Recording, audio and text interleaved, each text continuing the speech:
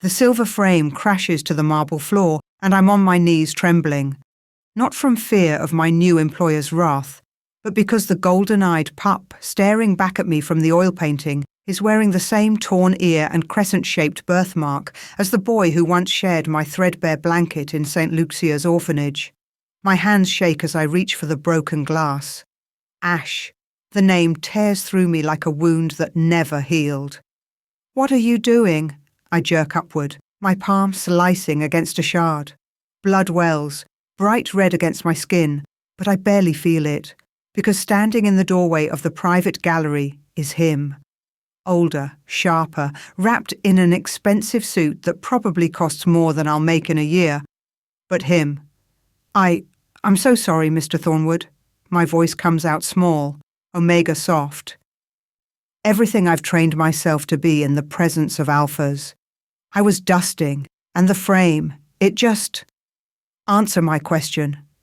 His voice is winter itself, cold enough to freeze blood. What were you doing? He moves closer, and God, he's nothing like the scrawny boy I remember. This man is all controlled power, the kind that makes lesser wolves drop their eyes. But I can't look away from his face. Those eyes. That same warm gold that used to find mine across the crowded dormitory, promising me we'd be okay, that we'd take care of each other. I was looking at the portrait. The truth slips out before I can stop it. You must have been so young when this was painted. Something flickers across his face, vast as lightning. Then it's gone, replaced by stone. You're the new girl. It's not a question. Isla. He remembers my name. Mrs. Vale only introduced us this morning, a blur of stern instructions and hushed warnings about disturbing the master. But the way he says it, there's weight there. Recognition. Yes, sir. Pick up the glass, then get out. He starts to turn away and I can't stop myself. Ash. The name hangs in the air between us like smoke. He freezes mid-step. When he looks back at me, his expression is blank. Too blank. And I know I've made a terrible mistake. What did you just call me? My throat closes. Nothing. I'm sorry, I thought... You thought wrong. He's in front of me now, close enough that I can smell the alpha scent rolling off him. Pine and smoke and something darker. My name is Cassian Thornwood. I don't know anyone named Ash. Do you understand? But the orphanage, St. Lucia's, we were there together. You were 8 when they took you, the men in the black suits. You told me you'd come back for me. You promised. Stop. The command hits me like a physical force. Alpha will, pure and undeniable. You're confused. I've never set foot in an orphanage. I was born in this house, raised in this house. He's lying. I know he's lying. The birthmark is right there on his temple, a pale crescent moon against olive skin. The same one I used to trace with my finger when nightmares woke us both, whispering stories until he fell back asleep. The birthmark. Enough. His eyes flash. I don't know what game you're playing, but it ends now. Forget whatever you think you saw. Forget this conversation. If you want to keep this job, you'll do exactly that. I need this job. The words break out of me, desperate. Please. My mother, my adoptive mother, she's sick. The medical bills I can't afford to lose. Then don't give me a reason to fire you. He steps back, adjusting his cuffs with precise movements. Clean up this mess. Return to your quarters. And Miss Ashford, if I hear you've been spreading ridiculous stories about me to the other staff, you'll be gone before sunset. He walks away, just like that, leaving me kneeling on the floor surrounded by broken glass and shattered memories. I don't move for a long time. My hand throbs where I cut it, but the pain barely registers. All I can think about is the boy who held my hand on my first night at St. Lucia's when I was 6 years old and terrified. The boy who split his dinner portions with me. The boy who cried silently into my shoulder the night before the men came, like he knew something was coming. You'd best be more careful, I gasp, nearly cutting myself again. Mrs. Vale stands in the doorway, her grey bun tight enough to pull her features sharp. She's watching me with those pale eyes that seem to see everything. Yes, ma'am. I'm sorry. It won't happen again. See that it doesn't. She moves into the room, her footsteps silent despite her bulk. The master values his privacy, particularly regarding his family portraits. It's just... I bite my lip. He looks so young in the painting. He was 8. Mrs. Vale begins picking up larger pieces of glass with practiced efficiency. Commissioned by his father shortly before the old Alpha died, it's the only portrait of the master as a child that exists. 8, the same age Ash was when he left. Mrs. Vale, has Mr. Thornwood always lived here? In this house? The housekeeper's hand still. When she looks at me, her expression is carefully neutral. Where else would the heir to the Thornwood pack live, girl? Nowhere. Of course. Listen to me carefully. She leans closer, voice dropping to barely a whisper. The master doesn't speak of his past for good reason. There are things in this family's history that are better left buried. Questions that shouldn't be asked. My pulse kicks up. What kind of things? The kind that get curious maids dismissed. She straightens, her voice returning to normal volume. Or worse. I've been with this family for 30 years. I've seen girls like you come and go. The ones who last are the ones who know their place. Who do their work and keep their mouths shut. Are you threatening me? I'm trying to help you. Something almost like pity crosses her face. You seem like a nice girl. You work hard. You need this position. So take an old woman's advice. Forget what you think you know. Forget whatever resemblance you think you saw. And for God's sake, never say that name again. What name? She doesn't answer, just shakes her head and moves toward the door, arms full of broken glass. Mrs. Vale, she pauses. Those who dig too deep, what happens to them? The housekeeper's shoulders tighten. They don't last long in this house. Then she's gone, leaving me alone with the portrait. I force myself to stand. My legs feel weak, but I gather the remaining glass, wrap it carefully in my apron. The painting itself is undamaged. Ash's young face stares out at me, frozen at 8 years old forever, before whatever happened. Before he became Cassian Thornwood, the most powerful alpha in the city. Before he learned to pretend we never existed. I should listen to Mrs. Vale, should keep my head down, do my work, take my paycheck home to Mama. She's depending on me. The medical bills are crushing us. This job, this impossible, generous salary that I couldn't believe when they offered it. It's the only thing keeping us afloat. But as I take one last look at the portrait before leaving the gallery, all I can think about is the promise Ash made me 16 years ago. I'll come back for you, Isla. I swear it. We're family. He did come back. Or I came to him, and now he's pretending he never knew me at all. My fingers find the small scar on my wrist, the one I got the night we carved our initials into the old oak tree behind St. Lucia's. A.L. plus I.A. Ash and Isla. Family forever. Whatever happened to him, whatever turned that gentle boy into this cold, untouchable alpha, I'm going to find out. Even if it costs me everything. Chapter 2. I feel his eyes on me constantly. During breakfast service, when I'm refilling the coffee carafes in the formal dining room, while I'm beating rugs in the east courtyard, even through the library windows when I'm hanging laundry in the garden. Everywhere I turn, Cassian Thornwood is there, watching with those golden eyes that used to promise safety, but now only offer questions I'm not allowed to ask. It's been 4 days since the portrait incident. 4 days of keeping my head down, my mouth shut. My memories locked tight behind my teeth, but the weight of his attention is suffocating. Girl, you're folding those napkins all wrong. Mrs. Vale's sharp voice cuts through my thoughts. I look down at the linen twisted in my hands, realize I've creased it into a disaster. Where's your head today? Sorry, ma'am. I smooth the fabric. Start again. We're in the butler's pantry preparing for tonight's dinner service. Some important pack meeting that has the entire staff on edge. I'm just tired. Tired won't cut it when the Alpha's guests arrive. She eyes me critically. You look like you haven't slept. Bad dreams? More like no dreams, because every time I close my eyes, I see Ash's 8-year-old face promising to come back. Then I open them and remember Cassian's cold denial. I'm fine. Mrs. Vale doesn't look convinced, but she lets it drop. Finish these, then start on the silverware. And Isla? The master requested you specifically for tonight's service. My hands freeze. What? He wants you serving the main table. Her expression is unreadable. Personally. But I've only been here 4 days. Surely someone more experienced. The master doesn't explain his decisions. He gives orders, and we follow them. She pauses at the door.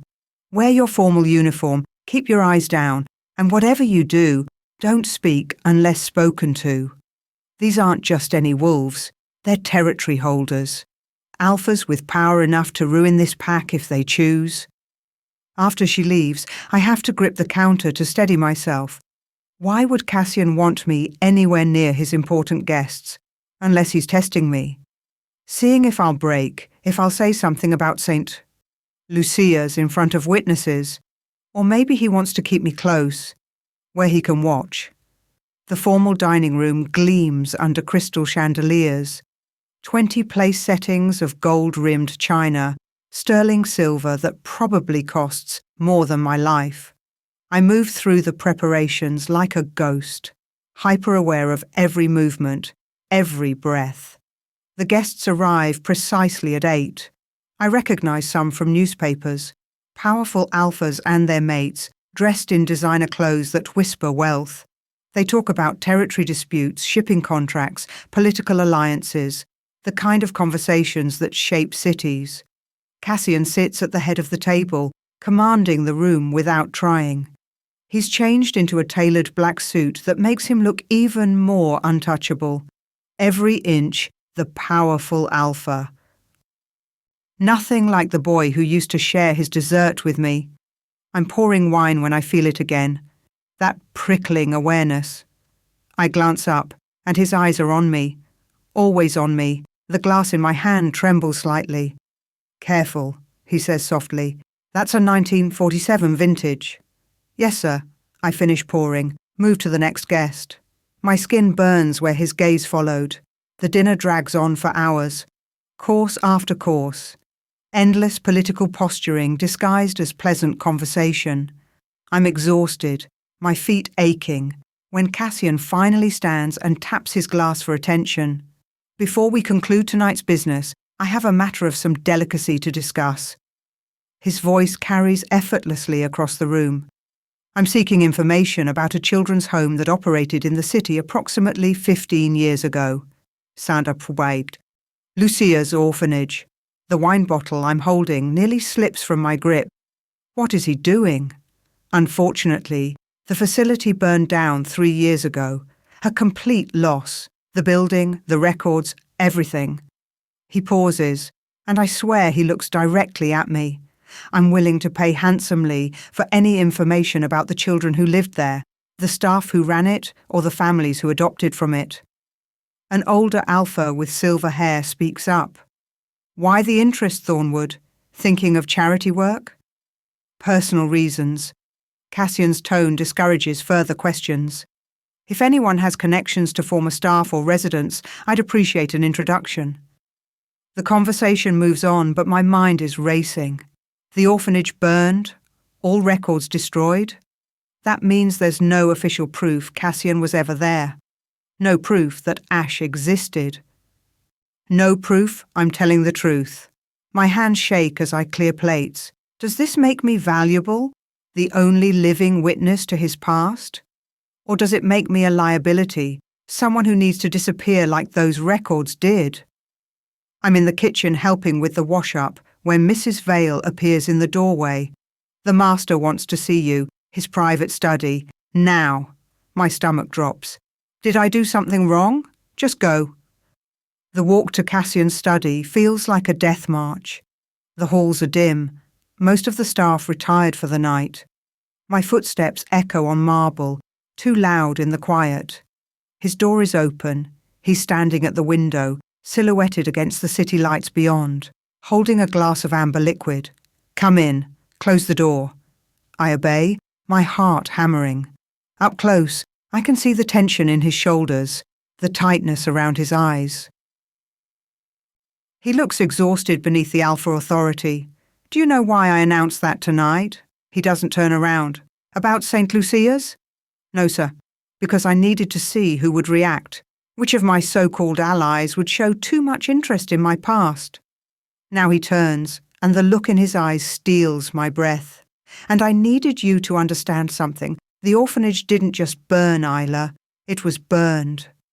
The words hang in the air like smoke. "What?" "Deliberately destroyed. Every document, every photograph, every scrap of evidence that could prove which children passed through those doors." He moves closer, and I resist the urge to back away. "Someone wants my time there erased from history. Why? That's what I'm trying to figure out." He runs a hand through his dark hair, and for a moment, I see a flash of the boy I knew, uncertain, frightened. "Do you remember the night I left? What happened?" I nod slowly. Men in black suits. They came after lights out. I heard shouting. When I tried to follow, Sister Margaret held me back. She said you'd been adopted, that you were going to a good family. Sister Margaret lied. His voice is flat. I wasn't adopted. I was taken. Brought here and told I was Cassian Thornwood, only surviving heir to the pack after my parents died in a car accident. He laughs bitter. "Except I remember St. Lucia's. I remember you, and I remember my real name wasn't Cassian." The floor seems to tilt. "So you really are Ash?" "I was." He meets my eyes. "But Ash died the night I came to this mansion. They made sure of it. New name, new history, new everything. They erased the orphan and created the alpha." "Who's they?" "My uncle, Theodore Thornwood. He ran the pack until I came of age." Cassian drains his glass. "He died 2 years ago. Convenient heart attack, but before he died, he told me the truth, that I wasn't really his nephew, that the real Cassian Thornwood died with his parents, and they needed an heir to hold the territory, so they found a boy the right age, with the right colouring, and they replaced him." My mind spins. That's insane. How could they get away with that? Money, power, fear. He sets down his glass. "The only people who knew I wasn't the real heir were my uncle, his lawyer, and whoever ran St. Lucia's.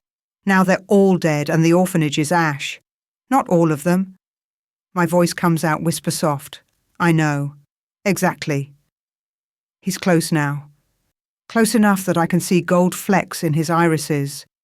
"You're the only living proof that Cassian Thornwood is a fraud. That everything I've built, every contract I've signed, every alliance I've made, it's all based on a lie." Fear lances through me. "Are you going to kill me?" "What?" He looks genuinely shocked. "God, no. Isla, I would never—" He stops, jaw working. "I've been watching you because I needed to figure out if you were a threat, if you'd sell my secret to the highest bidder. But you haven't told anyone. Why? Because you're Ash." The words break free. "Because you're my friend. Because even if you don't want to remember, I do."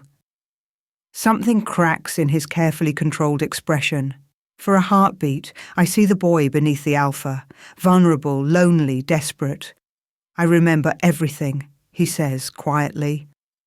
"The blanket we shared, the stories you told, the oak tree where we carved our names.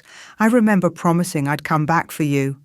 His hand lifts, almost touches my face, then drops. "I tried, Isla.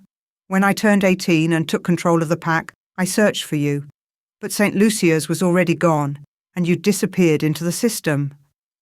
Tears burn my eyes. "I was adopted by the Ashfords when I was 12. They moved to the north side. I know, I found you 8 months ago." He reaches into his desk drawer, pulls out a file folder. "Isla Ashford, age 22, Omega. Working 3 jobs to pay for your adoptive mother's cancer treatments." My breath catches. "How did you—" "I've had investigators looking for anyone who knew me at St. Lucia's. When they found you, He hesitates. I couldn't stay away. I needed to know you were okay. The medical bills. Realization crashes over me. Mrs. Ashford's treatments. We couldn't afford them. But then suddenly the hospital said they were covered by an anonymous donor. That was you. You shouldn't have been killing yourself with those jobs. You needed help. So, you hired me? Anger flares hot in my chest. You brought me here without telling me the truth? Watched me struggle with recognizing you, made me think I was crazy? I was trying to protect you. His alpha power flares fills the room. Do you know what would happen if my enemies knew about you? If the Corvins or the Blackwoods or any of the other packs learned there's proof I'm not who I claim to be? The Corvins? Something dark crosses his face. Theodore's wife, my supposed aunt, was a Corvin before she married into the Thornwoods. When Theodore died, the Corvin pack claimed the marriage alliance entitled them to half our territory. We've been fighting them in pack court ever since. What does that have to do with me?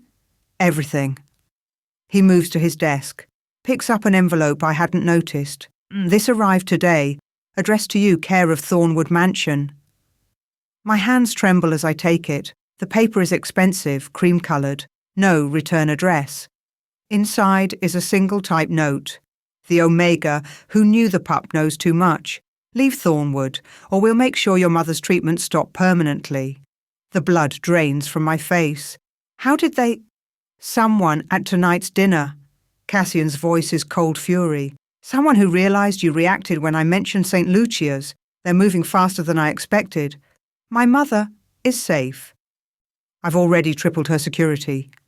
He takes the letter back, studies it. But this changes things. They're willing to threaten civilians. That means they're desperate. For what? To destroy me. He looks at me, and in his eyes I see the weight of every lie he's been forced to live. If they can prove I'm not really Cassian Thornwood, every territory agreement, every contract, every alliance falls apart. The pact dissolves, and the Corvins can claim everything. The magnitude of it crashes over me. So what do? Run? Disappear? That won't help. They already know about you, about your mother. Running just makes you an easier target. He's quiet for a long moment. There's another option. What? Stay. Help me figure out why they're so desperate to erase my past. Because it's not just about the territory. There's something else. Something about who I really am, or where I came from, that threatens them. How am I supposed to help with that? You remember things I've tried to forget, details about St. Lucia's, the other children, the staff. His gaze is intense. And you're the only person in this mansion I can trust. Everyone else either serves the pack or has been here since my uncle's time. You have no agenda, no loyalty except to the truth. And to my mother, who I will protect. He says it like a vow. I've already moved her to a private facility with round-the-clock security. The Corvins can't touch her. I should refuse, should grab my mother and run as far as we can from pack politics and dangerous secrets. But I look at this man who used to be my friend, who's been trapped in a lie for 14 years, and I can't walk away. What do you need me to do? Relief flickers across his face. Remember, tell me everything about St. Lucia's. Every detail, no matter how small, and help me search for anyone else who might have known me there. Other children, staff members, anyone who didn't die in that convenient fire.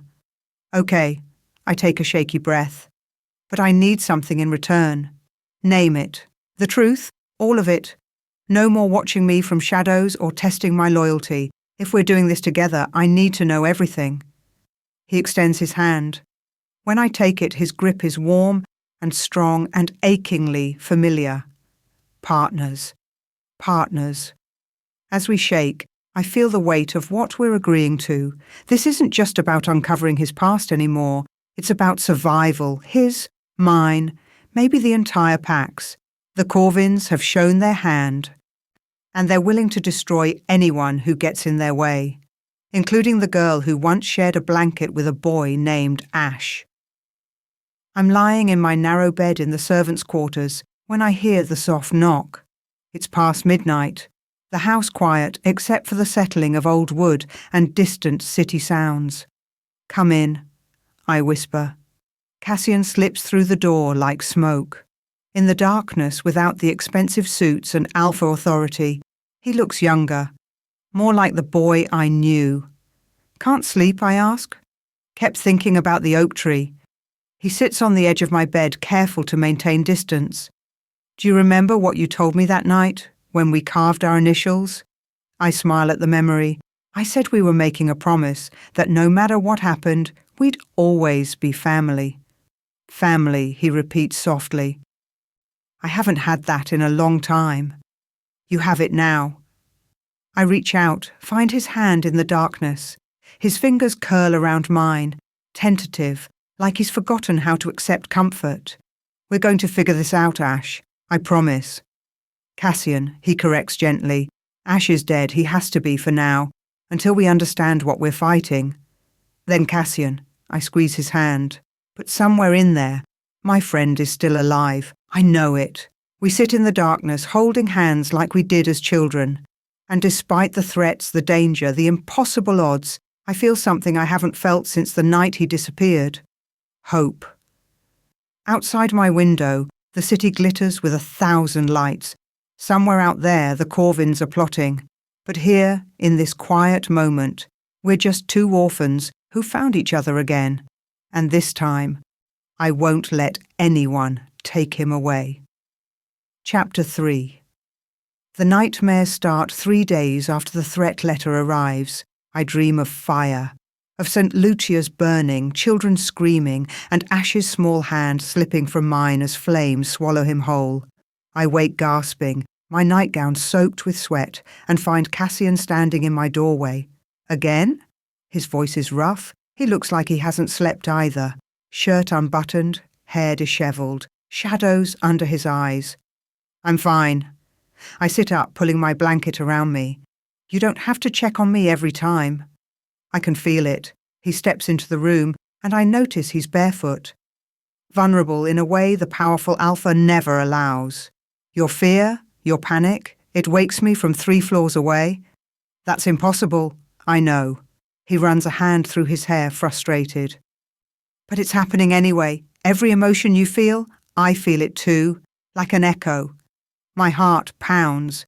"What are you saying?" He's quiet for a long moment, struggling with something. Finally, he moves to the window, putting distance between us. "Do you know what a childhood bond is?" "I've heard of it. It's rare.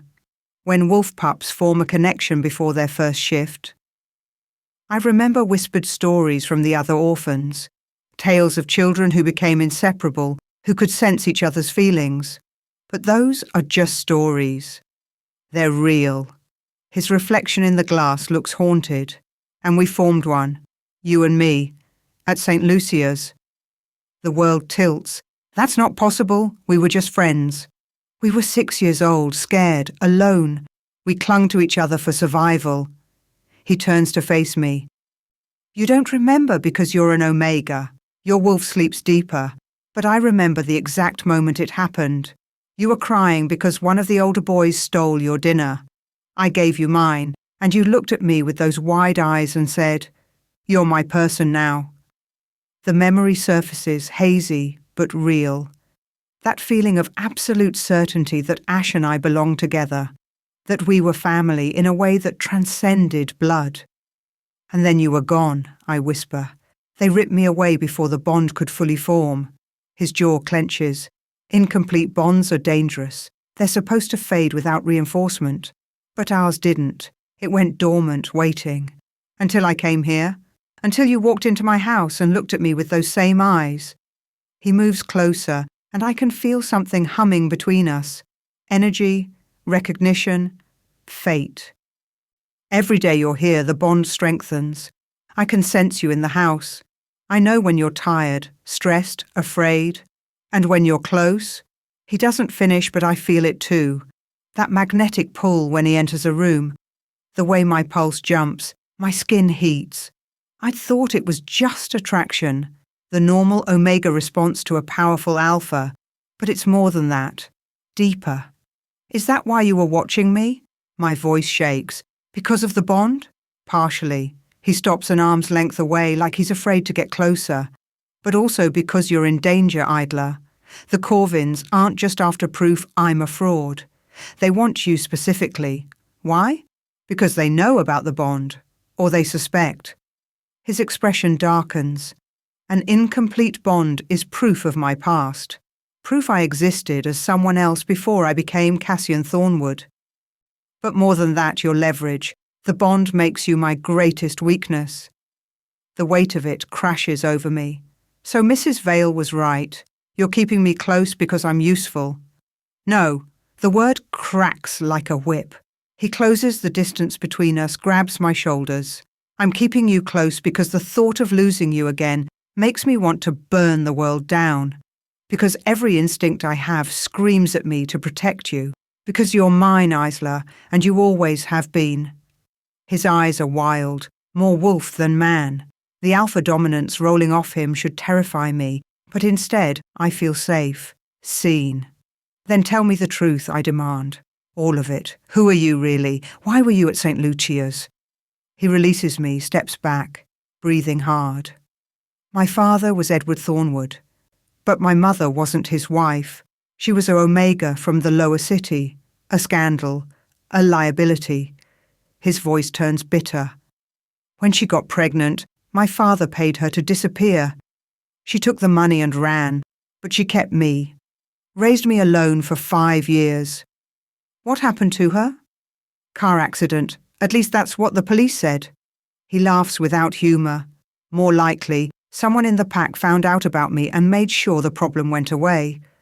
I was put into St. Lucia's under a fake name, Ash Laurent. They thought I'd age out of the system, disappear into obscurity. But then your half-brother died, Richard, the legitimate heir. He was killed in a pack challenge when I was 8.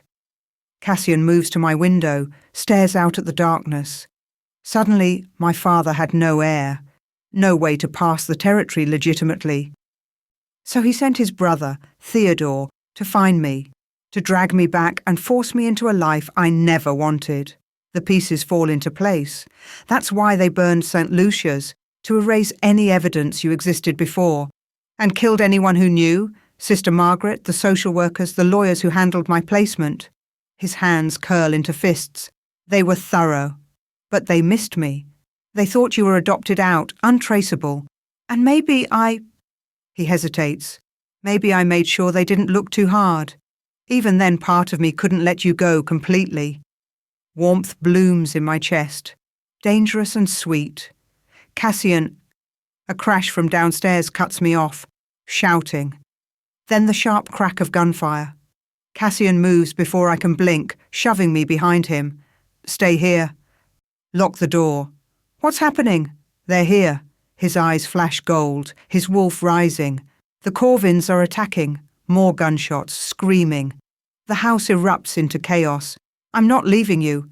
I grab his arm. If they want me, hiding won't help. He looks like he wants to argue, but another crash echoes from below.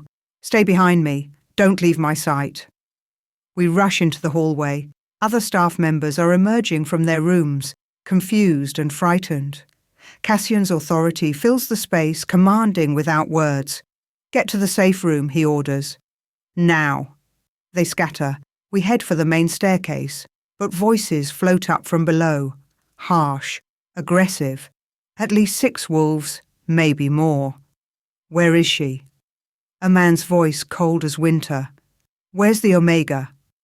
Cassian's hand finds mine, squeezes once, then he steps to the top of the stairs, and the Alpha I've glimpsed in fragments fully emerges. Power radiates from him in waves, making the air thick and hard to breathe. You're trespassing on Thornwood territory. His voice could cut steel. Leave now, and I might let you live.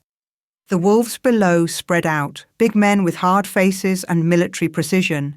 In the centre stands an older alpha with silver streaking his dark hair. He smiles when he sees Cassian. Roman Corvin. Cassian's tone drips contempt. You're either incredibly brave or incredibly stupid. Just a concerned party, interested in protecting pack integrity. Roman's gaze shifts, finds me half hidden behind Cassian, and retrieving what belongs to us. She belongs to no one but herself. Does she know that? Does the little Omega know she's just a pawn in your desperate game? Roman starts up the stairs. That you're using her to maintain your false claim? One more step and I'll rip your throat out. Roman laughs. Try it, pretender. Let's see if the orphan boy has any real alpha in him. Cassian moves so fast I barely track it. He launches himself down the stairs, colliding with Roman in an explosion of violence. The other wolves surge forward. Run! Cassian roars at me, even as he tears into them. But I'm frozen, watching in horror as he fights 6 wolves at once. He moves like death itself. Faster, stronger, more brutal than any wolf I've ever seen. Blood sprays, bones crack, and through it all, something is changing. His skin ripples, his bones shift. The transformation is wrong. Not the smooth shift of a wolf in control, but something violent and barely contained. His eyes burn pure gold, his features elongating. His hands becoming claws. He's losing control. Cassian!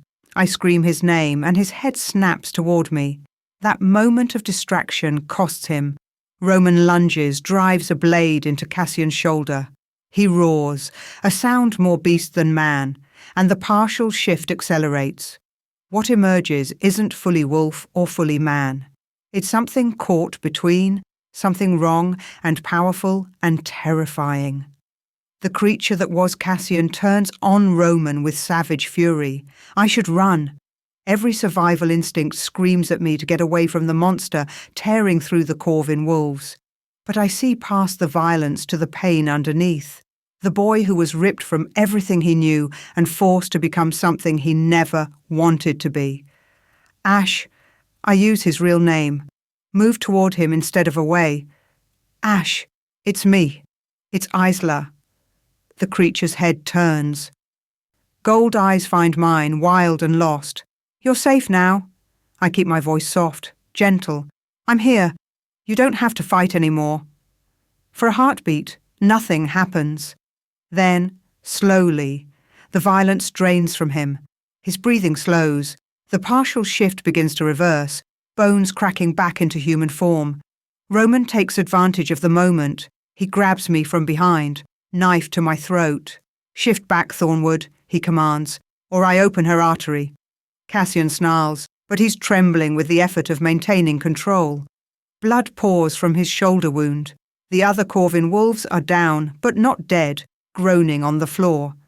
You can't win this, Roman continues. Even if you kill me, my pack knows everything. About St. Lutia's, about who you really are. We have documents, witnesses.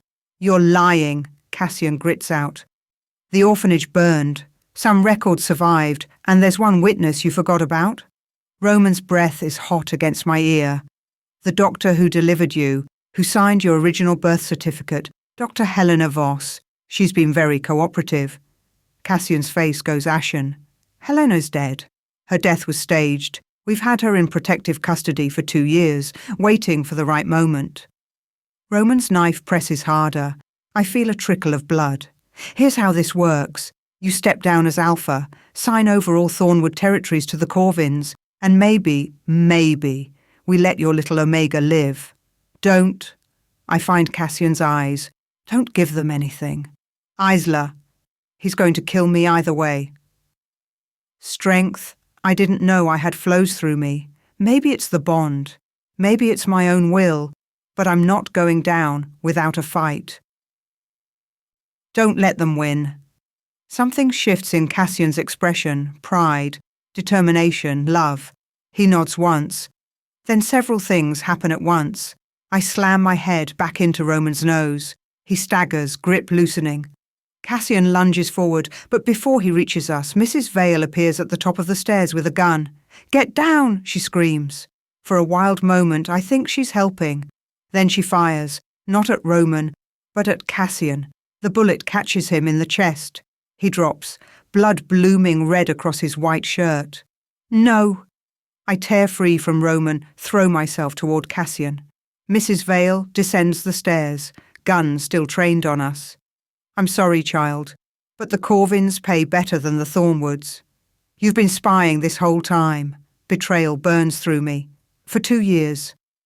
Ever since Theodore Thornwood died and that boy took over. She looks at Cassian's crumpled form without remorse. He's not protecting you out of love, Isla. He's keeping you close because you're the only witness to his weakness. He would have killed you eventually. That's a lie. I press my hands to Cassian's wound, trying to stop the bleeding. His eyes are fluttering closed. Cassian, stay with me, please. Touching. Roman wipes blood from his nose, but ultimately pointless. Take her to the car and make sure Thornwood doesn't survive the night. 2 wolves grab my arms, start dragging me toward the door.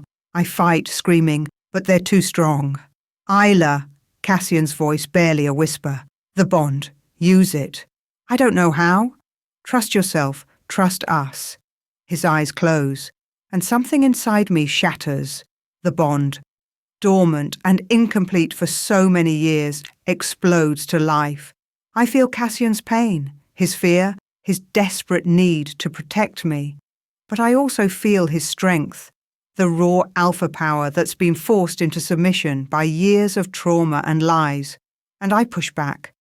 Energy floods through me, foreign and familiar all at once.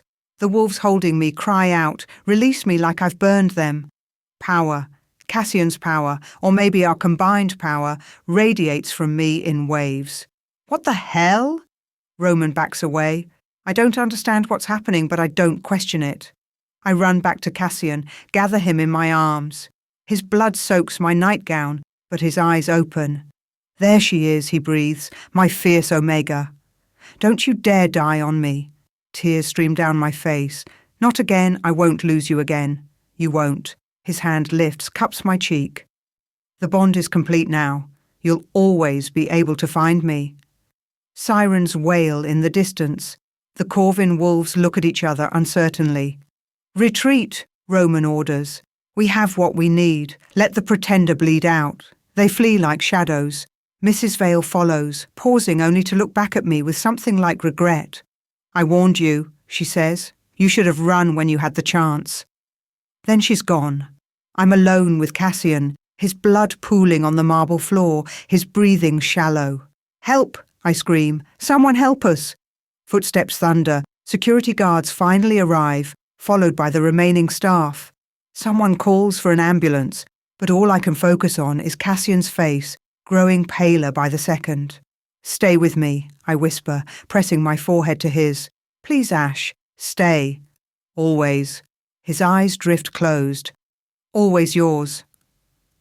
The ambulance arrives in a blur of lights and urgent voices. They load Cassian onto a stretcher, and I refuse to let go of his hand. The paramedics try to separate us, but when they do, Cassian's monitors shriek in alarm. She needs to stay with him, one of them says, reading the equipment. His vitals stabilize when she's close. So I climb into the ambulance, still in my blood-stained nightgown, and hold his hand as we race through the city. The bond pulses between us, real, undeniable, complete. I can feel his wolf fighting to heal him, can sense his determination to survive. But I can also feel something else, a darkness in him, a violence barely contained. Mrs. Vale's words echo in my mind. He's become a beast. She's not wrong. The thing I saw Cassian become during the fight, that wasn't natural. It was the result of years of trauma, of being forced into a role he never wanted, of suppressing who he really was. The gentle boy I knew still exists inside him. But so does the monster, and I'm the only one who's ever seen both. My phone buzzes, a text from an unknown number. Your mother's condition has worsened. The doctors suggest outside interference. Come alone if you want answers. My blood runs cold. No, I whisper. Cassian's fingers tighten weakly around mine. Even unconscious, he knows something's wrong. They're poisoning her, using her to manipulate me, to separate me from Cassian. The choice stretches before me like an abyss. Stay with Cassian and risk losing my mother, or leave him vulnerable to find out who's hurting her and why. The ambulance screams through the night, carrying us toward an uncertain future. And all I can think is that 14 years ago, I lost Ash because I was too small, too weak to fight for him. I won't make that mistake again. No matter what it costs me. Chapter 4. The hospital corridor smells of antiseptic and desperation. I pace outside the surgical wing where they're removing the bullet from Cassian's chest, my blood-stained nightgown drawing horrified stares from passing nurses. Someone draped a blanket over my shoulders, but I can't stop shaking. The bond hums between us, weak but present. Through it I feel his pain, muted by anesthesia, his determination to survive. And underneath everything a rage so cold it makes my breath catch. He knows about my mother. Somehow, through our connection, he felt my terror when I got that text. "Miss Ashford?" A doctor approaches, exhaustion written across her face. "He's out of surgery, stable. The bullet missed his heart by 2 inches. Can I see him? He's asking for you." She studies me with professional concern. "Are you injured? That's a lot of blood." "It's his." I'm already moving past her, following the pull of the bond to his room. Cassian looks smaller in the hospital bed, surrounded by machines and monitors, but his eyes are open, burning gold, and when he sees me, relief floods the bond. "Isla," his voice is rough. "Your mother. I got a text. They said she's worse, that someone's been poisoning her." I grab his hand, needing the anchor. "Cassian, I have to go to her. It's a trap." "I know, but I can't let her die." He tries to sit up, grimaces in pain. Then we go together. "You just got shot. You need to recover. I need you safe more." His grip tightens on my hand. "The bond is complete now. If something happens to you, it'll destroy us both." The door opens. A tall man with dark hair and cool grey eyes enters. Expensive suit, predatory grace. Everything about him screams Beta, the second-in-command position just below Alpha. "Marcus." Cassian's tone could freeze fire. "What are you doing here?" "Making sure my Alpha survives the night." Marcus's gaze flicks to me dismissive. "Though it seems your attachment has complicated things considerably." Something in his voice makes my skin crawl, and the way he says attachment like it's something dirty. "Isla, this is Marcus Greaves, my Beta advisor." Cassian watches the man with predator focus. "Marcus, get security to Isla's mother now." "Already done." Marcus pulls out his phone, shows us a photo. My mother, pale and sleeping. Surrounded by armed guards in a private hospital room. I anticipated the Corvins would target her. She's being moved to a secure facility as we speak. Relief crashes through me. "Thank you." "Don't thank me yet." Marcus pockets his phone. "The Council of Alphas is calling an emergency session. Tomorrow night. They want to discuss your fitness to lead, Cassian." "Let me guess. The Corvins filed a formal complaint." 3 complaints? Failure to maintain pack security, allowing breaches of territory, and... Marcus pauses meaningfully. Compromising pack interests for personal attachments. They're using me against him. The realization sits like lead in my stomach. Because of the bond. The bond that should never have been allowed to complete. Marcus's expression remains carefully neutral. "An Alpha bonded to an Omega maid looks weak, Cassian. You know this." "I don't give a damn how it looks." "You should." Marcus moves closer to the bed. "The Corvins have evidence of your origins. They're going to present it to the Council. Once the other Alphas know you're not legitimate, then we deal with it." Cassian's voice is steel. "I've been preparing for this since I took over the pack." "Have you?" Something flickers in Marcus's eyes. "Because from where I stand, you've been distracted. Obsessing over an Omega from your past instead of securing your future." The bond flares with Cassian's anger. "Watch your tone. Someone needs to tell you the truth." Marcus spreads his hands. "I've served this pack for 15 years, served your Uncle Theodore before you. I know what it takes to hold territory in this city. And it's not sentiment. It's not loyalty to childhood friends. It's ruthlessness. Is that what Theodore taught you? Cassian's voice drops dangerously low. Ruthlessness? He taught me survival. Marcus meets his gaze steadily. Something you've forgotten in your quest to become the hero of your own sad story. The machines around Cassian's bed start beeping faster, his heart rate spiking, his wolf rising despite his injuries. Cassian, don't. I squeeze his hand. He's trying to provoke you. Smart, Omega. Marcus smiles, but it doesn't reach his eyes. You should listen to her, Cassian, before you do something you'll regret. The only thing I regret is trusting you. Cassian's words come out almost conversational. Tell me, Marcus, when did the Corvins buy you? Before or after my uncle died? The temperature in the room plummets.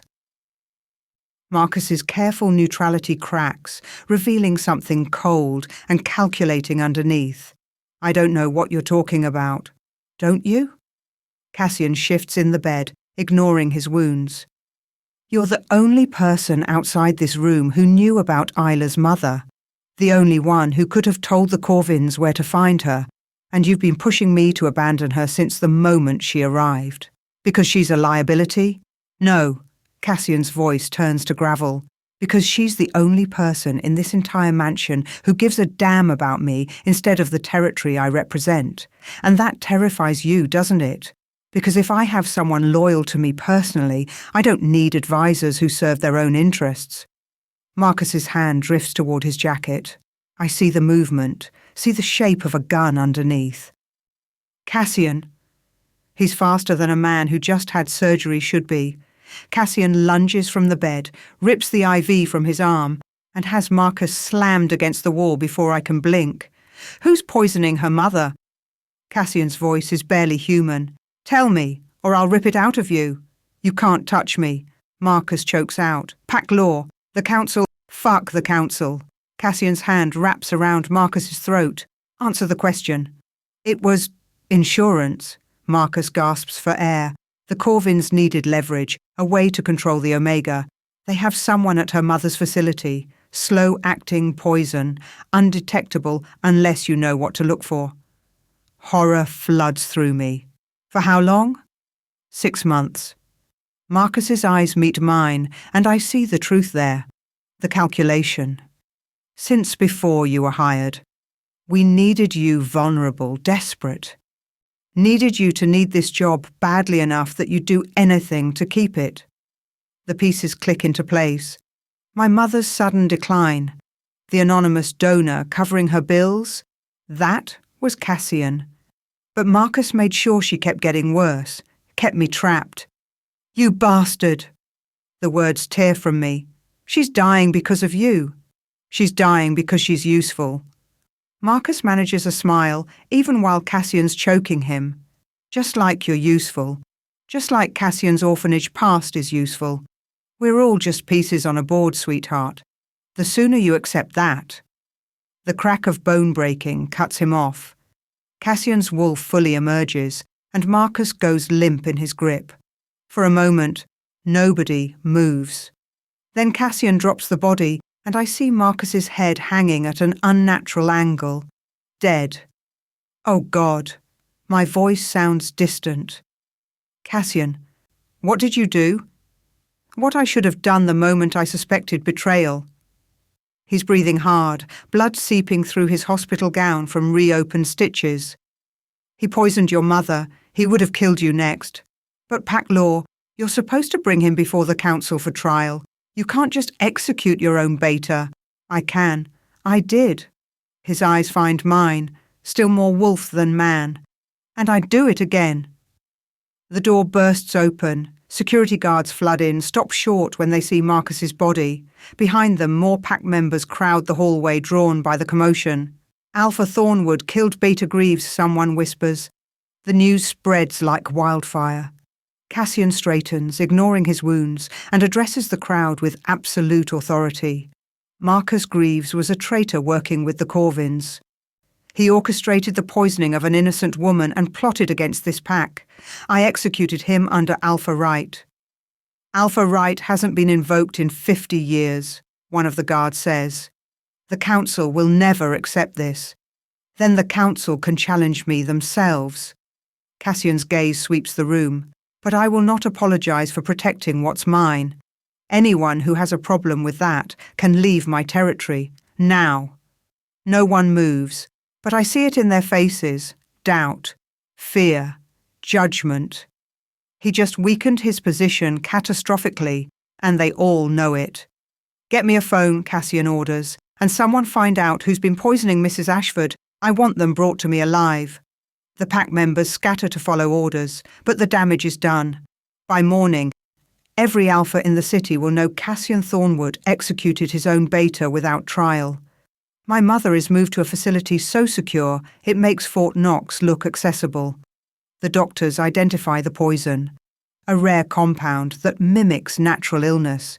They can counteract it, but the damage to her system will take months to heal. I sit by her bedside, holding her frail hand, while Cassian makes call after call from his own hospital room down the hall. Through the bond, I feel his exhaustion, his pain, his growing fury at the web of betrayal Marcus wove. He's been working with the Corvins for 2 years, Cassian tells me later, when I return to his room. Since before my uncle died, maybe even had a hand in Theodore's heart attack. Why? Money, power. Marcus was Theodore's creature, raised to serve the Alpha without question. When I took over and tried to change things, tried to be different, Cassian's jaw clenches. He saw weakness where I saw progress. What happens now? The council meets tomorrow. They'll call for my removal as Alpha, citing the illegal execution and my unstable behaviour. He reaches for my hand. The Corvins will present their evidence about my past, and I'll either convince the council I'm fit to lead, or I'll lose everything. Not everything. I lace our fingers together. You'll still have me. Something breaks in his expression. Vulnerability I've never seen from the powerful Alpha. That might be all I have left. Then it's enough. He pulls me down beside him on the narrow hospital bed, wraps his good arm around me. We lie like that for a long time, listening to each other breathe, feeling the bond pulse between us. I need to tell you something, Cassian says quietly, about my mother. You don't have to. I do. He takes a shaky breath. Her name was Elena. She was an Omega maid in the Thornwood mansion. My father, the Alpha, he used her. Took what he wanted and discarded her when she got pregnant. Paid her to disappear, to keep the scandal quiet. Pain radiates through the bond. His pain, ancient and raw. She loved me anyway. Raised me alone. Worked 3 jobs to keep us fed. His voice cracks. When she died, I was 5. Old enough to remember her face, her voice. Old enough to know she died exhausted and alone, because my father was too much of a coward to acknowledge his own son. Cassian, the worst part? When Theodore brought me back, made me Cassian Thornwood, I became everything my father was. Cold, ruthless. Using people for political gain. His arm tightens around me. And when you walked into my house, when I saw you again after all those years, my first instinct was to use you too. Keep you close because you were valuable, not because I... Stop. I shift to face him. That's not why you protected me. How do you know? Because I feel it. I press my hand over his heart, through the bond, through everything. You protected me because you're good, Cassian. Because somewhere inside all that armour, Ash is still alive. Still the boy who shared his dinner and promised we were family. Tears slide down his face, the first I've ever seen from him. What if I can't be both? What if being the Alpha means killing the boy I was? Then we figure it out together. I kiss his forehead, his cheeks tasting salt. But I'm not letting you face this alone. Not anymore. The council chamber is older than the city itself, carved from stone beneath the financial district. 13 alphas sit in a semicircle, representing the major packs that control the territory. Their combined power makes the air thick and hard to breathe. Cassian stands before them, freshly bandaged but standing tall. I'm seated behind him with the other pack members, but I can feel his determination through the bond. Roman Corvin speaks first, his voice carrying false concern. We gather today because one of our own has broken sacred pack law. Alpha Thornwood executed his beta without trial, without council approval, acting on emotion rather than justice. Murmurs of agreement ripple through the chamber. Furthermore, Roman continues, we have evidence that Alpha Thornwood's claim to the Thornwood territory is fraudulent, that he is, in fact, an orphan named Ash Laurent, illegitimate and unacknowledged until political necessity demanded it. He nods to an assistant who distributes folders to each council member. I watch their expressions shift as they read. Shock, anger, calculation. These documents were recovered from St. Lucia's orphanage before it burned, Roman explains. Intake records, birth certificates, social worker notes, all confirming that the man we know as Cassian Thornwood lived as Ash Laurent until age 8. Is this true? The head of the council, an ancient alpha named Dimitri, pins Cassian with his gaze. Are you not the blood son of Edward Thornwood? I am his blood son. Cassian's voice doesn't waver. But he never claimed me as such until my half-brother's death made it necessary. Then you lied to this council, to every pack in this city. My uncle lied. I was a child, forced into a role I never asked for. Cassian meets each alpha's eyes in turn. But I have served this pack faithfully for 6 years. I have held our territory, protected our interests, and led with honor. Honor? Roman laughs. You murdered your own beta over an Omega maid. That's not honor. That's weakness. Marcus Greaves was a traitor working with your pack to undermine mine, Cassian shoots back. He orchestrated the poisoning of an innocent woman to use her daughter as leverage. I executed him for treason, as is my right as Alpha. Alpha right is a relic, another council member interjects. We abandoned that barbarism decades ago in favor of law and order. Then perhaps we need to remember why Alpha right existed in the first place. Cassian's power fills the room. To deal with threats too immediate for bureaucracy, too dangerous for delays. Or perhaps you simply lost control? Roman's smile is sharp. Tell us, Thornwood, is it true you formed a bond with this Omega maid? The same girl from the orphanage who can expose your past? All eyes turn to me. I feel their judgment, their dismissal. Just an Omega, just a maid. Nothing that should matter to an Alpha. Yes, Cassian doesn't hesitate. Isla and I formed a childhood bond that recently completed. Gasps echo through the chamber. Dimitri leans forward, expression grave. You bonded with a servant, knowing it would compromise your political position? I bonded with the person who's known me longest, who's loyal to me, not my territory or my title. Cassian glances back at me, the only person who sees me as both the boy I was and the Alpha I became. Then you're a fool, Roman declares. An Alpha who chooses an Omega over pack stability doesn't deserve to lead. Perhaps? Cassian turns back to face the council. Or perhaps an Alpha who can love and lead, who can be vulnerable and strong, is exactly what we need in this modern age. Instead of the cold, ruthless bastards who sacrifice everything human for political gain. The silence that follows is deafening. Then a door at the back of the chamber opens. An elderly woman enters, leaning heavily on a cane. Her hair is silver, her face lined with age, but her eyes are sharp. Dr. Voss? Roman goes pale. What are you doing here? Setting the record straight. The woman moves to the centre of the room with surprising speed. I'm Dr. Helena Voss. I delivered Ash Laurent 28 years ago. The Corvins have been holding me hostage, forcing me to corroborate their version of events. That's a lie, Roman sputters. Is it? Dr. Voss pulls papers from her bag.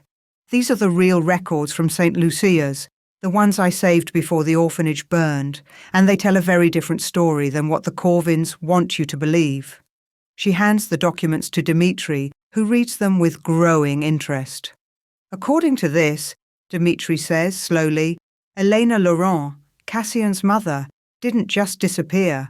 She was murdered 3 months after giving birth. The investigation was closed by order of Alpha Edward Thornwood. Shock ripples through the council. Cassian's face goes white. Furthermore, Dimitri continues, young Ash Laurent was placed in St. Lucia's with a sealed file noting his true parentage. Theodore Thornwood had legal guardianship from the time the boy was 6 months old, but chose to leave him in the orphanage until it became politically expedient to retrieve him. They always knew, Cassian whispers. They always knew who I was. And they left you there to suffer, Dr. Voss confirms. I argued against it, tried to get you placed in a proper home. But the Thornwoods paid well for my silence. She turns to address the full council. This young man was abandoned by his pack, forced into a role he never wanted, and has still managed to lead with more integrity than any of you gave him credit for.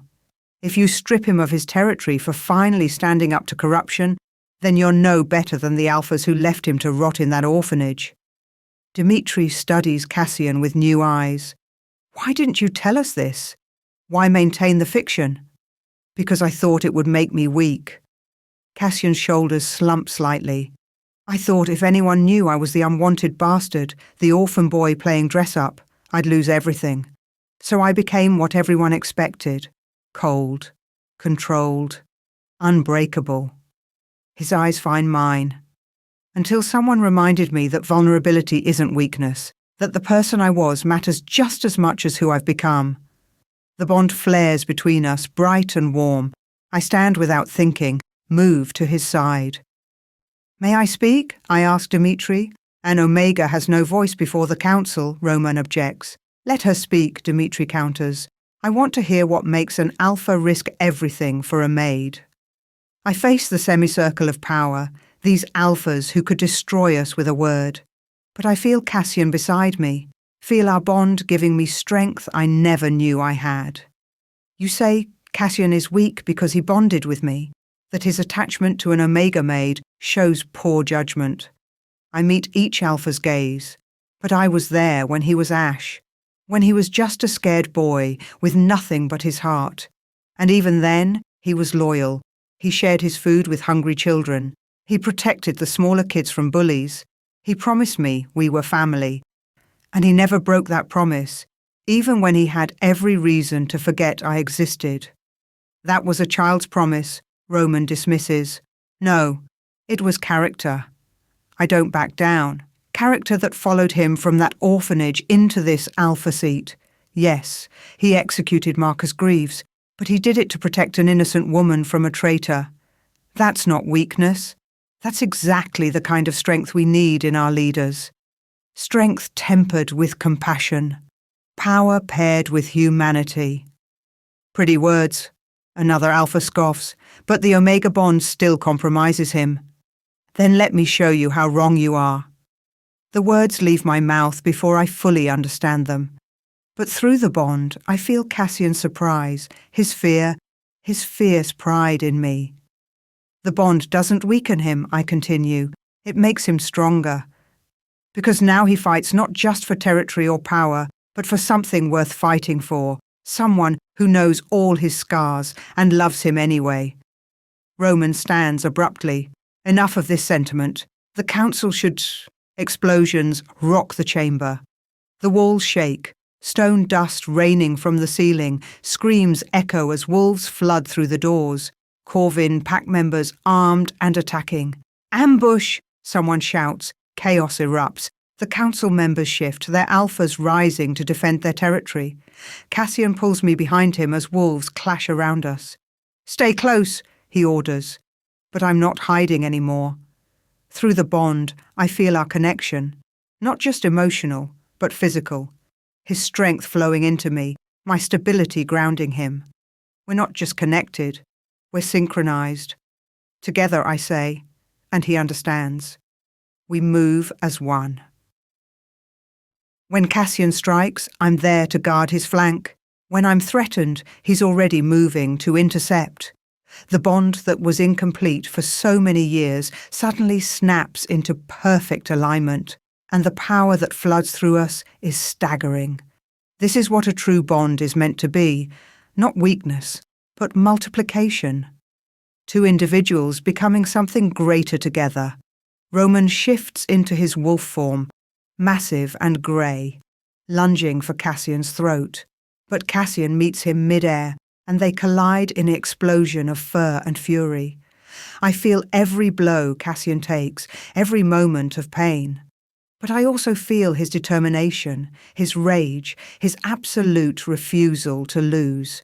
And through the bond, I send him everything I have, my love, my faith, my unshakable certainty that he's not just strong enough to win, but good enough to deserve the victory.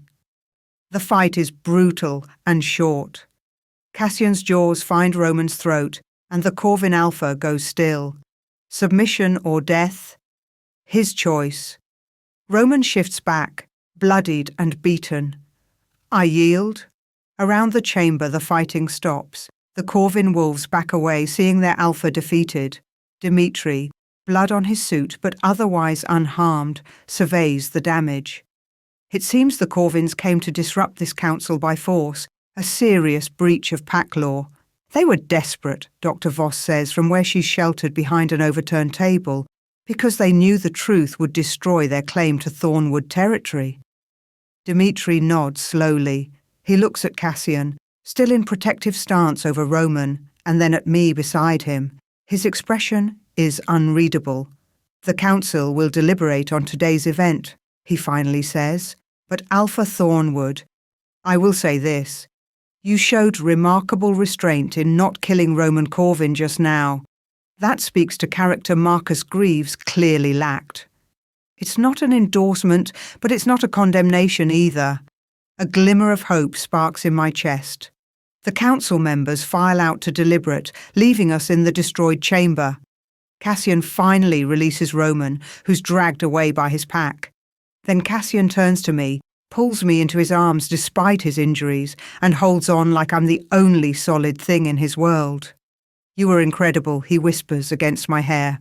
So were you. The bond. It's never felt like that before. So complete. So right. Because we finally stopped fighting it. I pull back enough to see his face. No more hiding who we are. No more pretending. He cups my face in his hands, and the love in his eyes makes my breath catch. Isla Ashford, in front of the Council of Alphas and every wolf who matters, I choose you. Not because you're useful, or valuable, or leverage, but because you're you. Because you're the only person who's ever seen all of me. The orphan and the alpha, the scared boy and the powerful leader. And you chose to stay anyway. Tears stream down my face. Always. If the council strips my territory, if I lose everything, then we start over. Together. I kiss him, pouring everything I feel through the bond. I don't care about territory or titles. I care about you. When we break apart, he's smiling. A real smile, unguarded and beautiful. The smile of Ash, finally free. Whatever the council decides, he says, I'm not apologizing for this. For us. Let them see that an alpha can be strong and vulnerable. That love doesn't weaken leadership. It focuses it. The doors open. Dimitri enters alone, his expression grave. The council has reached a decision. We stand together, hands clasped, ready to face whatever comes. Alpha Thornwood, you have violated pack law in your execution of Marcus Greaves. However, given the circumstances, the proven treason, the immediate threat to pack security, the council finds your use of Alpha right justified. Relief floods through us. Cassian's grip on my hand tightens. Furthermore, Dimitri continues, after reviewing Dr. Voss's documents and witnessing your bond in action, the council recognizes that your origins do not disqualify you from leadership. You are the acknowledged son of Edward Thornwood. Raised in difficult circumstances but still his heir. What about the Corvins' claim, Cassian asks. Dismissed. Roman Corvin will be brought before the council on charges of conspiracy, attempted murder and breach of pack law, His pack will likely be absorbed into neighbouring territories. It's over, we won, but Dmitri isn't finished. However, there is one condition for maintaining your territory. Name it. The council expects you to formally bond with Miss Ashford, complete the mate ceremony, make her your recognised Luna. He pins us both with his stare. An alpha with a mate shows stability, commitment, the kind of roots that make for strong leadership. Cassian looks at me, question in his eyes. The bond hums between us, and I feel his hope, his fear, his desperate wish that I'll say yes. I accept the council's terms, I say clearly, if Cassian will have me. If, he laughs, the sound breaking. Isla, you're the only thing in my life I've ever chosen for myself. The only thing that's truly mine. Of course I'll have you. He drops to one knee right there in the destroyed council chamber, and I realise with a start that this powerful alpha is proposing to me. The orphan boy is asking the orphan girl to be his forever. Isla Ashford, will you be my mate, my Luna, my family? Yes. The word comes out strong and sure. 1,000 times yes. He stands, sweeps me into his arms, kisses me in front of Dmitri and the lingering pack members. And through the bond, I feel his joy, his relief, his absolute certainty that we're finally where we're meant to be. Together, 3 weeks later, the mansion gleams with fresh renovations. We've cleared out the old guard. Anyone loyal to Theodore or Marcus is gone, replaced with wolves who serve the pack, not political machinations. My mother has been moved to a suite in the West Wing, recovering under the best care money can buy. She cried when Cassian officially introduced himself, when he called her mother and meant it. And in the private gallery, where this all began with a broken portrait, a new painting hangs. It shows 2 children, a boy and a girl, huddled together under a threadbare blanket, staring out with hope in their eyes. Beside it hangs another portrait, a man and woman dressed formally, the man's hand on the woman's shoulder, both looking directly at the viewer with confidence and love. Orphans and Alpha Luna, past and present. 2 halves of the same story. Cassian stands beside me, studying the paintings. His arm wraps around my waist, pulling me close. You commissioned these without telling me, he murmurs. I wanted to remind you. I lean into his warmth. That the boy you were isn't something to hide. He's something to honour. He survived impossible odds and became someone worth loving. You're the only one who's ever seen all of me. His voice is rough with emotion. The orphan, the alpha, the monster I became, the man I'm trying to be. You see it all, and you're still here? Because I love all of you. I turn in his arms, rise on my toes to kiss him. Every complicated, beautiful, broken piece. I'm going to spend the rest of my life proving you made the right choice. You already have. I touch his face, feel him lean into my palm. You chose me back, Cassian, when it cost you everything, when the safe choice was to walk away. You chose me. That's all the proof I'll ever need. Through the windows, the city stretches out below us. Territory we'll defend together. Pack we'll lead together. Life we'll build together. We're not the scared children in that first portrait anymore. But we're not so different either. Still choosing each other. Still promising to be family. Still keeping the promises we made under a threadbare blanket, when we were too young to know how much they'd matter. But we know now. And we're never looking away. Epilogue, the oak tree. Still stands. 5 years later, the morning sun filters through the curtains of our bedroom, painting everything gold. I wake to the sound of small feet padding across hardwood floors, followed by a hushed voice that's trying to be quiet, but failing spectacularly. Papa, Papa, wake up. Mama said we could go today if you said yes. Cassian groans beside me, buries his face in my hair. Through our bond, I feel his exhaustion. We were up late dealing with a territory dispute, but also his helpless affection for the whirlwind currently climbing onto our bed. Lena, he mumbles, it's 6 in the morning. But you promised. Our daughter bounces on the mattress with 4-year-old enthusiasm. You said, when I was big enough, we could go see the special tree, and I'm big now. I'm this big. She stretches her arms wide, nearly smacking Cassian in the face. He catches her hands, pulls her down between us, and she giggles as he tickles her sides. You are very big, he agrees solemnly. Practically enormous. The biggest in my whole class, Lena confirms.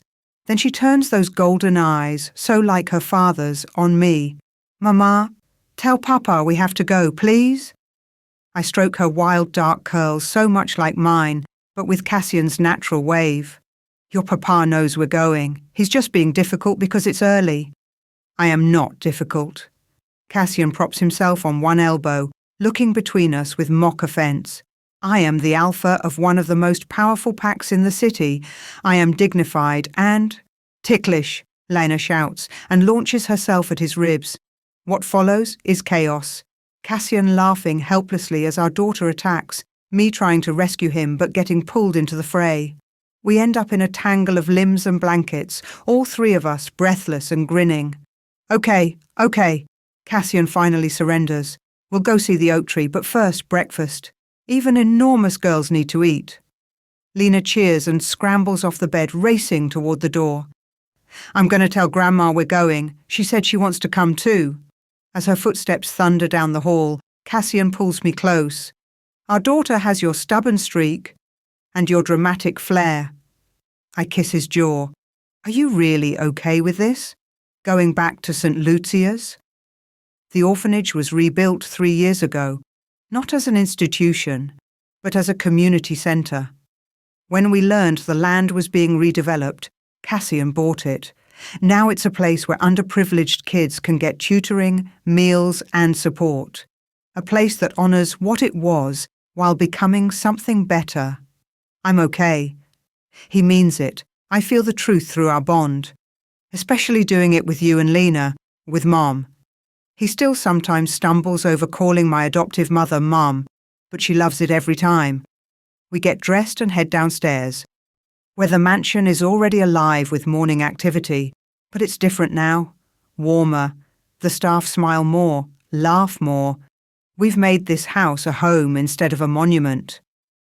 In the breakfast room, my mother sits with Lena, helping her practice writing her letters. She's healthy now, her cancer in remission for 3 years. The silver in her hair catches the light as she looks up at us. There you are. I was beginning to think Lena would have to drag you out of bed. She tried, Cassian says dryly, dropping a kiss on my mother's cheek. Good morning, Mom. She beams. She always beams when he calls her that. Breakfast is cheerful chaos. Lena chattering about everything and nothing. My mother adding stories from her volunteer work at the community centre. Cassian fielding calls from pack members between bites. Normal? Beautifully. Impossibly normal. After we eat, we pile into the car. Not the official pack vehicle, just our family SUV. Cassian drives, his hand finding mine on the console. Lena bounces in her car seat, pointing out everything we pass.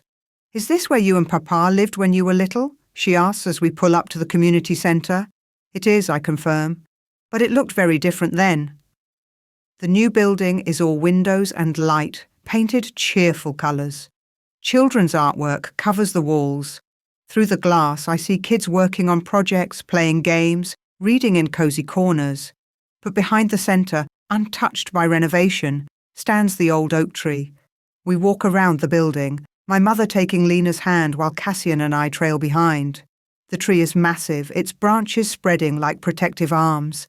And there, carved into the bark and worn by time but still visible, are 2 sets of initials.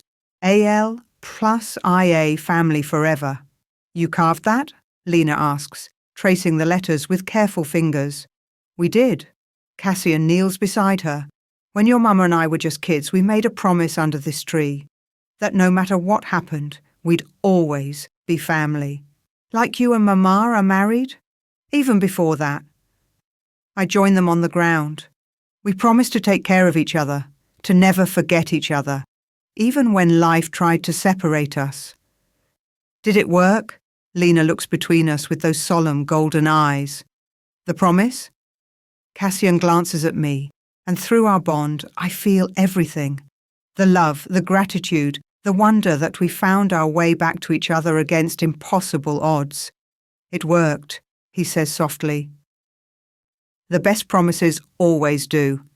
Lena considers this, then pulls a small knife from her pocket, one of the safe training blades Cassian's been teaching her to use. Then I want to make a promise too. She looks at the tree determinedly. Can I add my initial? So I'm part of the family forever too? My throat tightens. Cassian's hand finds mine, squeezes. Of course you can, sweetheart. His voice is rough. You've always been part of this. You always will be. Together, we help her carve a small LT beneath our childhood initials. Lena Thornwood, the daughter we never dared dream we'd have. The living proof that broken things can be made whole. When it's done, she steps back to admire her work.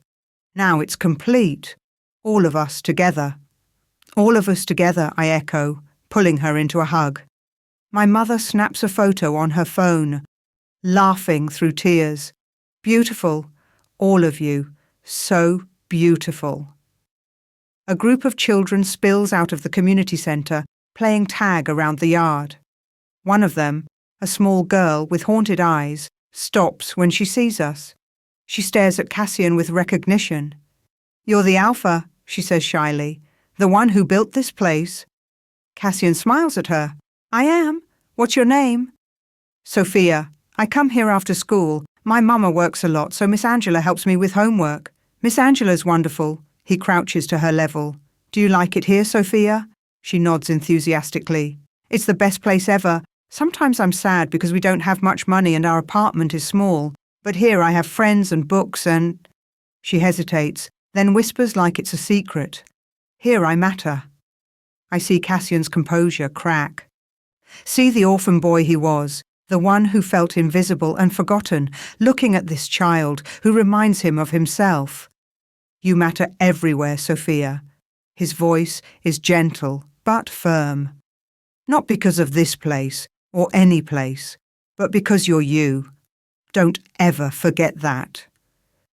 She stares at him with wide eyes, then nods solemnly before running back to her friends.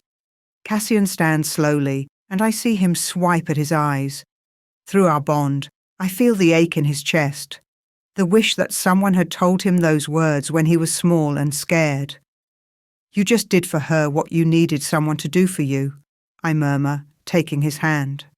I know. He watches the children play, and I feel his determination through the bond.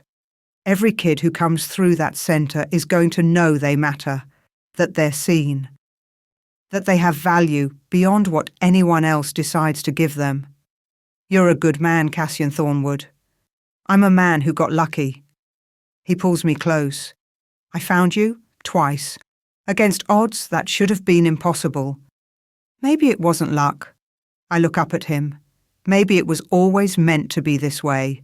Two orphans making a promise under a tree, growing up, finding each other again, building something beautiful from all that pain. Papa! Lena runs over, grass stains on her knees and joy on her face. Can we come back next week? I want to help with the reading program Miss Angela does. Of course we can. Cassian lifts her onto his shoulders. Anytime you want. As we walk back to the car, I glance over my shoulder at the oak tree, the initials carved there, AL plus IA plus LT, catch the sunlight. What are you thinking? My mother asks, falling into step beside me. That promises matter. I watch Cassian with Lena, watch them laugh together, that the vows we make, to each other, to ourselves, to the people we love, they shape everything that comes after. You kept your promise to each other, she squeezes my hand. Against everything, that takes courage. It takes love, I correct, the kind that doesn't give up, even when it would be easier to let go. Back at the mansion that night, after Lena's asleep and my mother has retired to her suite, Cassian and I stand on our private balcony. The city glitters below us, our territory, our responsibility, our home. The council approved the expansion, Cassian says, referring to our plan to open 3 more community centres in underprivileged areas. Full funding, full support, because they've finally figured out that investing in vulnerable kids creates stronger packs. Because you convinced them. He turns me to face him. You stood before the council and told them about growing up with nothing, about how one act of kindness can change a life. They couldn't argue with that. We convinced them together. I rest my head on his chest, listening to his heartbeat. Everything we do together. Always. His arms wrap around me. Though I have to say, watching our 4-year-old carve her initials into that tree with the intensity of a warrior was particularly entertaining. I laugh. She gets that from you. That single-minded focus when she's decided something matters. She gets her kindness from you. The way she made sure to help that smaller boy on the playground today, shared her snacks with him. His voice softens. You're teaching her to see people the way you've always seen me, not for what they can provide, but for who they are. Is that what I do? From the very beginning. He tilts my face up, and in his eyes I see everything we've been through. The orphanage, the separation, the reunion, the danger, the bond, the choice to love each other despite the cost. You saw Ash when everyone else only saw Cassian. You saw the scared boy beneath the alpha, and you chose both. Because both deserved to be loved. He kisses me then, soft and deep and full of promise. Through our bond, I feel his love, his gratitude, his absolute certainty that this is where we're meant to be. When we break apart, he rests his forehead against mine. Thank you. For what? For keeping your promise, for being my family, for giving me Lena and a life I never thought I deserved. His voice catches. For being the one person who never gave up on me. I could say the same to you. I touch his face, feel him lean into my palm like he always does. You protected me when you had every reason to forget I existed. You chose me when it cost you everything. You made me believe that broken orphans can have happy endings. Not endings. He kisses my palm. Beginnings? Every day with you is a beginning. From inside, we hear a small voice call out, Mama, Papa, I had a bad dream.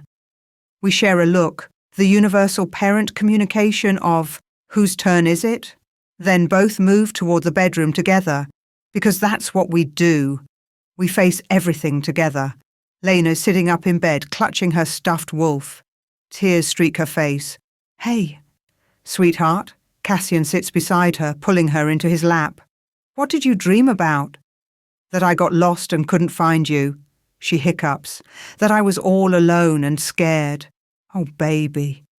I sit on her other side, wrapping them both in my arms. You're not alone. You'll never be alone. But what if something happens? What if you forget about me, like what happened when you were little? Cassian and I exchange looks over her head. She's too young to understand the full story, but she knows we were separated once, that we found each other again. Listen to me, Lena. Cassian cups her face gently. What happened to your mama and me was hard, but even when we were apart, we never forgot each other. The love was always there, waiting. And now that we're together, nothing will ever separate us again. Promise? Her voice is so small. I promise. He kisses her forehead. And you know what? When your mama and I make promises, we keep them, always. Like the tree promise. Exactly like the tree promise. I stroke her hair. We're a family, Lena. That means we stick together through everything. Good days and bad days. Easy times and hard times. We don't give up on each other. She sniffles, considering this. Can I sleep with you tonight? Just to be sure? Of course. Cassian stands carrying her toward our room. Come on, little wolf. Let's chase the bad dreams away. We settle into bed with Lena between us, her small body warm and solid. Within minutes, her breathing evens out, sleep claiming her again. She's going to be okay, I whisper to Cassian across her sleeping form. Better than okay. His hand finds mine over Lena's body. She's going to grow up knowing she's loved, knowing she belongs, knowing she matters, everything we never had. Everything we're making sure she never lacks. We lie there in the darkness, holding hands across our daughter, and I think about the long road that brought us here, the orphanage, the separation, the years of loneliness, the impossible reunion, the danger and the choice and the bond that made us whole. Every scar, every tear, every moment of pain. It all led to this, to our family, to the home we built from broken pieces. Cassian, I say softly. Yeah? I'm glad you kept the promise. I'm glad you came back for me, even if it took 14 years. Through the darkness, I see him smile. I'm glad you never gave up on Ash.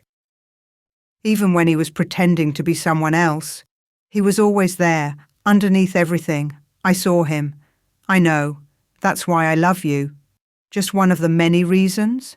One of infinite reasons. His thumb strokes across my knuckles. Sleep, Isla. Dream of oak trees and promises kept and the family we're building together. I close my eyes, feeling the bond pulse between us. Steady, strong, unbreakable. Feeling Lena's soft breathing between us. Feeling the peace of knowing we're exactly where we're meant to be. Two orphans who made a promise. Two souls who found their way back to each other. Two broken halves that became whole. And in our daughter, sleeping peacefully between us, the proof that love is the most powerful promise of all. The kind that changes everything. The kind that lasts forever. The kind that turns lonely orphans into a family that will never be broken again. Outside, the city sleeps. Tomorrow will bring new challenges.